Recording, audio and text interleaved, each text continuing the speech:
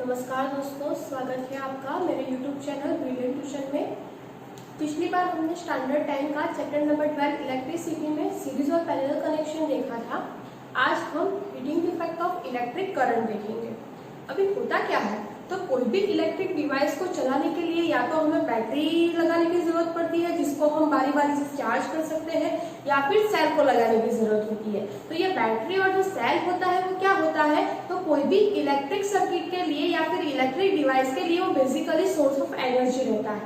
अभी क्या होता है कि जब भी ये सेल जो होता है उसके दो टर्मिनल के बीच में पोटेंशियल डिफरेंस जनरेट होता है और उसकी वजह से इलेक्ट्रॉन जो होते हैं वो मोशन में आ जाता है। अभी इलेक्ट्रॉन मोशन में आता है तो फिर करंट का फ्लो होना तो बनता ही है, लेकिन ये जो करंट फ्लो होता है उसको मेंटेन करना बहुत जरूरी होता है। तो ये मेंटेन करने का काम कौन करता है, तो सोर्स जो होता है अपना वो क्या करता है, करंट को मेंटेन करने के लिए एनर्जी अपना एक्सपेंड कर देता है। लेकिन ये सोर्स जो है वो एनर्जी को एक्सपेंड करता है, खर्च करता है करंट को मेंटेन करने के लिए, वो जाता कहाँ है एक्चुअली। तो चलो देखते हैं। अभी क्या होता है कि ये जो सोर्स होता है वो करंट को मेंटेन तो करता है, उसके लिए अपना एनर्जी उस पर एक्सपेंड करता है, लेकिन उसका कुछ ही पार्ट जो होता है वो करंट को मेंटेन करने के लिए जाता है, जबकि उसका कुछ पार्ट जो होता है वो क्या होता है, वो वेस्ट हो जाता है। यानी कि किस फॉर्म में वेस्ट होता है, तो भी क्या होता है, तो कुछ पार्ट तो भैया चलो करंट को मेंटेन करने के लिए चला गया है, लेकिन कुछ पार्ट जो होता है वो हीट के फॉर्म में क्या होता है, डिसिपेट हो जाता है, यानी कि खर्च हो जाता है, वेस्ट हो जाता है। अभी ये हीट होता ही है, हीट के फॉर्म में वेस्ट होता है, तो अपना जो डिवाइस होता है वो क्या होता है, उसके अंदर टेम्परेचर रेज हो जाता है, यानी कि टेम्परेचर बढ़ जाता है उसका। तो इसकी वजह से उसका मैं आपको एक अपना एवरीडे लाइफ का एग्जांपल दूं, तो जैसे कि हम पंखा चलाते हैं, लाइट चलाते हैं, टीवी चलाते हैं, तो क्या होता है कि हम अगर उसको कुछ लंबे टाइम के लिए चला लेते हैं तो वो थोड़ा सा वार्म हो जाता है, थोड़ा गर्म हो जाता है। आप अपने मोबाइल का ही ले लो, अगर आप उसका ज्यादा यूज करते हो तो क्या हो जाता है, वो थोड़ा सा हीट पकड़ लेता है। तो इसका मतलब कि जब भी वो सोर्स जो होता है वो करंट को मेंटेन करने के लिए अपना कुछ एनर्जी उस पर एक्सपेंड करता है, तो कुछ ही पार्ट ऐसा होता है जो करंट को मेंटेन करने के लिए जाता है। जैसे कि मैं फैन के यानी पंखे का एग्जांपल ले लूं, तो क्या होता है कि उसका कुछ पार्ट जो होता है वो करंट को मेंटेन करने के लिए, यानी कि पंखे की ब्लेड्स को, फैन की ब्लेड्स को घुमाने के लिए यूज होता है, बल्कि कुछ उसका हाफ पार्ट जो होता है वो क्या होता है, तो उसको फैन में हीटिंग लाने के लिए यूज हो जाता है, जिसकी वजह से फैन का थोड़ा टेम्परेचर बढ़ जाता है और थोड़ी देर बाद अगर फैन को टच करते हो तो वो थोड़ा सा वार्म दिखता है। और दूसरी साइड पे मैं देखूं तो क्या होता है, तो कुछ ऐसी सर्किट्स भी होती है जिसमें क्या होता है, वो प्योरली रेजिस्टिव होती है। अभी उसमें क्या होता है, जो रेजिस्टेंस का जो पूरा ग्रुप रहता है, सीरीज कनेक्शन किया हुआ है या फिर पैरेलल कनेक्शन किया है, कुछ भी किया हुआ होता है, वो पूरा का पूरा ग्रुप डायरेक्टली बैटरी के साथ ही सिर्फ कनेक्ट होता है। और उसके अंदर फिर क्या रहता है, जब भी ऐसा वोल्टेज का सोर्स जो अपनी एनर्जी उस पर एक्सपेंड करता है, खर्च करता है, तो वो पूरी की पूरी एनर्जी क्या हो जाती है, पूरी की पूरी हीट में ही कन्वर्ट हो जाती है। कुछ करंट को मेंटेन करने के लिए बचता ही नहीं है, पूरा का पूरा हीट में वो क्या हो जाता है, वो वेस्ट हो जाता है। तो फिर ऐसे डिवाइसेस कौन से हैं जो ऐसे में यूजफुल हम माने जाते हैं, तो ऐसे डिवाइस का एग्जांपल ले लो, इलेक्ट्रिक हीटर ले लो, जिसमें हमें हीट की जरूरत है, तो भले ना हीट डिसिपेट हो रही है, हमें इससे क्या प्रॉब्लम है। और फिर दूसरा ले लो इलेक्ट्रिक आयन, हमारे इस्त्री जो करते हैं वो इलेक्ट्रिक आयन ले लो, उसमें भी ऐसा ही है। अभी चलो आगे बढ़ते हैं, तो आगे क्या रहता है, चलो अभी आगे के लिए मान लेते हैं कि मुझे कोई करंट जो है वो रेजिस्टर R में से पास करना है। तो अगर कोई करंट I जो है वो रेजिस्टर R में से पास हो रहा है और रेजिस्टर के जो दो टर्मिनल्स है उसके अक्रॉस में कोई पोटेंशियल डिफरेंस V है, तो क्या होता है, तो अगर कोई अपना करंट I है, रेजिस्टर R है और रेजिस्टर के दो टर्मिनल्स के बीच में अगर पोटेंशियल डिफरेंस V है, तो अगर उसमें से मेरे को Q चार्ज पास करना है और पोटेंशियल डिफरेंस के अक्रॉस में से करना है, तो कितना वर्क डन लगेगा, तो उसके लिए मुझे वर्क डन लगेगा V = V × Q। अगर मेरे को Q चार्ज को पोटेंशियल डिफरेंस V के थ्रू में पास करना है, तो मेरे को कितना वर्क डन लगेगा, W = V × Q।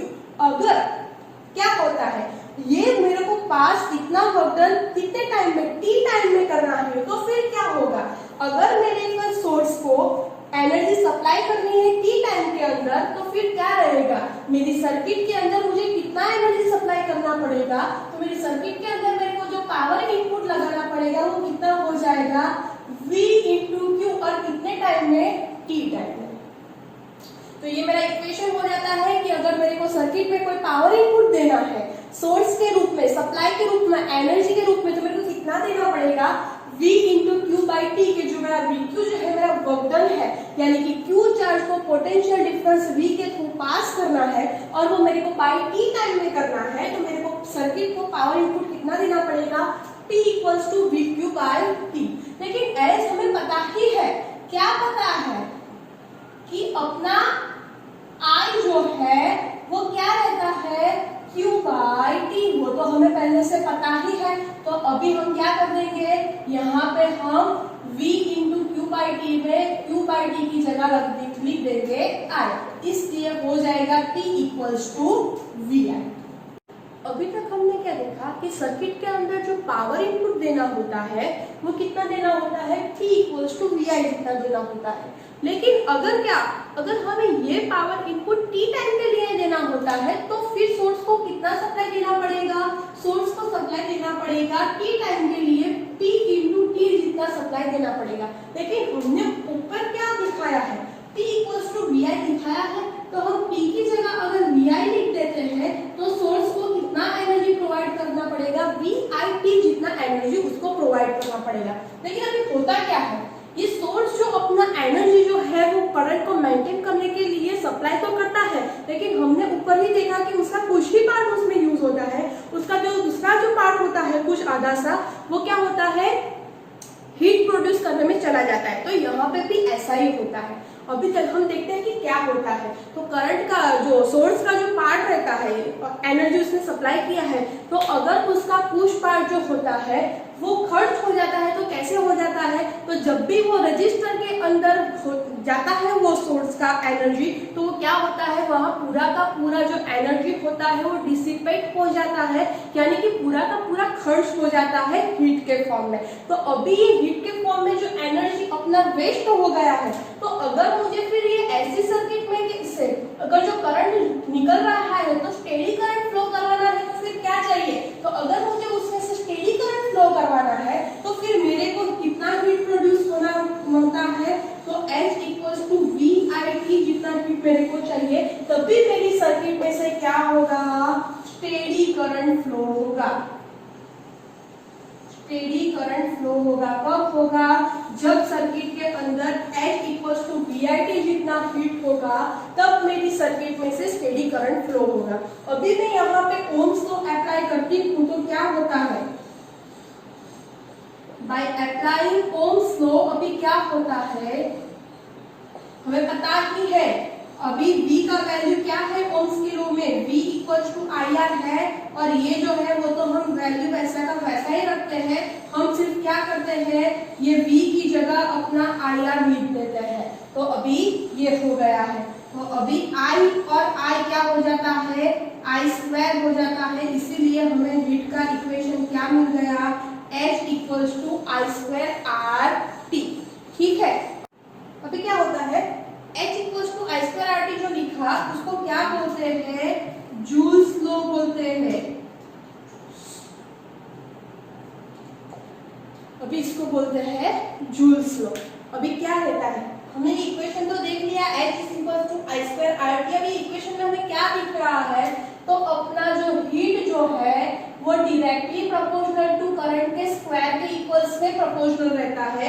अपना हीट जो है वो रेजिस्टेंस जो होता है उसके डायरेक्टली प्रोपोर्शनल में है, और अपना जो हीट है वो जितने टाइम के लिए सर्किट में से करंट फ्लो होता है तो वो टी टाइम के लिए तो H जो होता है वो टी के डायरेक्टली प्रोपोर्शनल में होता है। ठीक है, और अभी आखिरी पड़ाव क्या है, आखिरी पड़ाव के अंदर कुछ नहीं, यहाँ पे ये थियरी खत्म हो जाता है। लेकिन अगर प्रैक्टिकल यूज की बात करते हैं तो प्रैक्टिकल यूज में कोई भी इलेक्ट्रिक डिवाइस के अंदर जो भी वोल्टेज सोर्स लगाते हैं तो वो कैसे लगाते हैं, तो वो वोल्टेज सोर्स जो लगाते हैं वो उसका वोल्टेज सोर्स का वोल्टेज नोन होता है, लेकिन कैसे रहता है, तो वो लोग पहले उसका करंट मेजर कर लेते हैं, और करंट जो है वो I equals to V by R से वो लोग मेजर कर लेते हैं, और और उसके बाद जो है वो वोल्टेज सोर्स जो है वो अपना कोई भी इलेक्ट्रिक डिवाइस में लगाते हैं। ठीक है, अभी आगे हम एग्जाम्पल जो है इसके बेस पे वो देखते हैं। तो चलो देखते हैं आगे के एग्जाम्पल्स। ये जो एग्जाम्पल दिया है वो क्या दिया है, तो एक इलेक्ट्रिक आयन के लिए दिया गया है। तो जब उसमें हीटिंग का रेट मैक्सिमम होता है तो कितना पावर कंज्यूम होता है 840 वॉट, और जब उसका हीटिंग रेट मिनिमम रेट पे होता है तो उसका पावर रहता है 360 वॉट। हमें वोल्टेज दिया गया है 220 वॉट और हमें फाइंड क्या करने को बोला है, करंट और रेजिस्टेंस ईच केस में, यानी मैक्सिमम रेट वाले में और मिनिमम रेट वाले में हमें करंट और रेजिस्टेंस बोला गया है। तो चलो देखते हैं। तो सबसे पहला हम लेते हैं फॉर मैक्सिमम रेट। तो मैक्सिमम रेट के लिए मैं फाइंड करूं तो करंट और रेजिस्टेंस दोनों फाइंड करने के लिए बोले हैं, तो आई फाइंड करने को बोला है। तो आई कहां से मिलेगा, तो हमें आगे क्या प्रूव किया, P इक्वल्स टू वी आई। तो आई हमारा क्या हो जाएगा, P बाय V। अभी मैक्सिमम रेट के लिए अपना पावर है 840 और वोल्टेज हमारा दिया गया है 220 वोल्ट। तो अपना I जो करंट होता है वो कितना आ जाएगा 3.82 एम्पियर। जब आप लोग कैलकुलेशन करोगे तो आपको मिल जाएगा। अभी रेजिस्टेंस फाइंड करना है, तो रेजिस्टेंस R जो है वो क्या है, R इक्वल्स टू अपना इक्वेशन ओम्स का लॉ है V इक्वल्स टू IR। तो अपना R जो होता है वो क्या होता है V बाय I होता है। वोल्टेज अभी अपना 220 है और I का वैल्यू हम लोग क्या लगाएंगे, I का वैल्यू हम लोग लगाएंगे अपना 3.82 लगाएंगे। तो अगर हम इससे फाइंड करेंगे तो अपना R क्या मिलेगा, तो अपना R मिलेगा 57.6 ओम अपना मिलेगा। ठीक है, ये हुआ अपना हीटिंग जो अपना मैक्सिमम रेट पे होता है उसके लिए। अभी अपना दूसरा पार्ट क्या है, मिनिमम रेट पे। तो मिनिमम रेट के लिए अभी देखते हैं। तो अगेन यहीं से इक्वेशन लगाने हैं, I equals to P by V। अब मिनिमम रेट के लिए मेरा पावर है 360 और मेरा करंट और वोल्टेज जो है वो क्या होता है 220 होता है। इसीलिए मेरा जो अपना करंट जो है उसका वैल्यू क्या आएगा, तो उसका वैल्यू आएगा 1.64 एम्पियर। जब आप लोग कैलकुलेशन करोगे तो आपको मिल जाएगा। और हम मिलते हैं रेजिस्टेंस के लिए क्या रहेगा, R equals to V by I। तो V अपना क्या है 220 और I क्या है अपना 1.64 एम्पियर। और अगर आप ये कैलकुलेशन करोगे तो आपका आंसर क्या रहेगा, तो आपका आंसर रहेगा 134.15 ओम।